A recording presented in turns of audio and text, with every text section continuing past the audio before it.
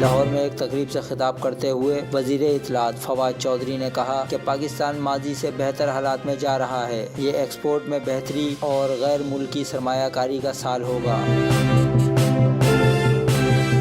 پاکستان اس سال اپنی تاریخ کی سب سے بڑی ایکسپورٹ کرے گا. دنیا کی تیسری بڑی آئل ریفائنری لگانے جا رہے ہیں. فواد چودھری نے کہا کہ سی پیک میں انفراسٹرکچر سے ہٹ کر ریئل ایشوز پر کام شروع کر دیا ہے. کل 2019 کا سی پیک پلان متعارف کروایا جائے گا.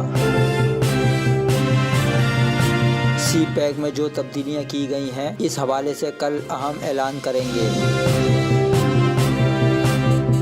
انہوں نے کہا کہ سیاسی جماعتوں کے بغیر ملک نہیں چلا کرتے، جبکہ ہماری پیپلز پارٹی اور مسلم لیگ نون سے کوئی ذاتی لڑائی نہیں، بلکہ ان پارٹیوں سے جھگڑا دو بڑے لیڈروں کو NRO دینے کا ہے.